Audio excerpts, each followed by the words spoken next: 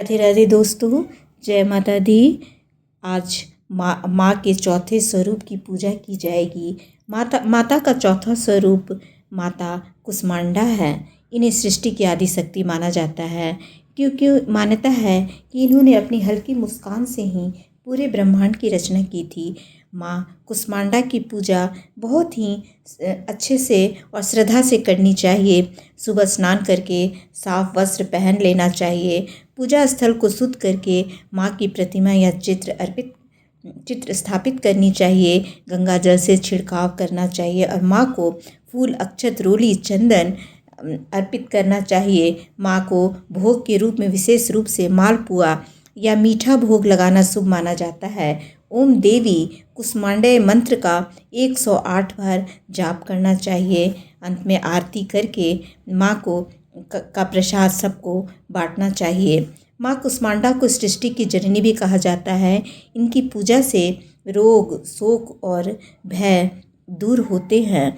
एक भक्त द्वारा इनकी महिमा के बारे में एक कथा कही गई है, जिसके बारे में आइए हम जानते हैं। बहुत समय पहले की बात है कि एक छोटे से गांव में गोपाल नाम का एक गरीब किसान रहता था।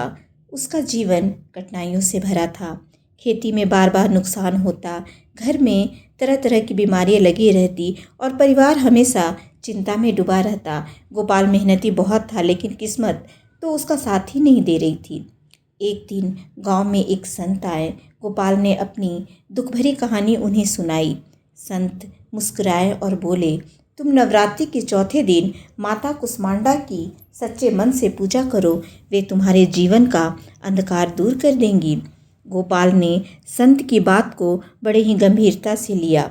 नवरात्रि शुरू हुई और वह पूरे श्रद्धा भाव से माँ की उपासना करने लगा। चौथे दिन उसने विशेष रूप से माँ कुष्मांडा की पूजा की। उसने अपने छोटे से घर में दीप जलाया, हरे पत्तों और फूलों से माँ का आसन सजाया और साधारण सा भोग अर्पित किया। उसकी आंखों में आंसू थे, लेकिन मन में अटूट विश्वास था। वह बार बार एक ही प्रार्थना कर रहा था, हे माँ, मेरे जीवन में भी अपनी मुस्कान का प्रकाश भर दीजिए, जैसे आपने पूरी सृष्टि को उजालों से भर दिया है। उस रात गोपाल को एक अद्भुत स्वप्न आया। उसने देखा कि चारों ओर गहरा अंधकार है, लेकिन अचानक एक तेजस्वी प्रकाश प्रकट हुआ। उस प्रकाश के बीच में माता कुष्मांडा विराजमान थी। उनके चेहरे पर मधुर मुस्कान थी और उनके चारों ओर दिव्य आभा फैल रही थी। माँ ने स्नेह भरी आवाज़ में कहा, वत्स, डर मत। जैसे अपनी मुस्कान से ब्रह्मांड की मैंने रचना की, वैसे ही तुम्हारे जीवन के अंधकार को भी दूर कर दूंगी। तुम बस विश्वास बनाए रखो। सुबह जब गोपाल की आंख खुली तो उसका मन अद्भुत शांति और विश्वास से भर गया। उसने पहले से भी अधिक मेहनत और लगन से काम करना शुरू कर दिया।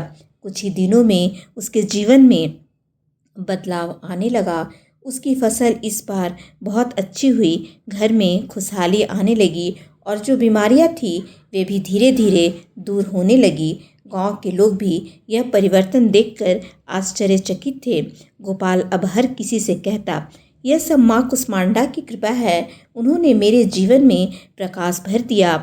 माता की कृपा की चर्चा चारों तरफ होने लगी।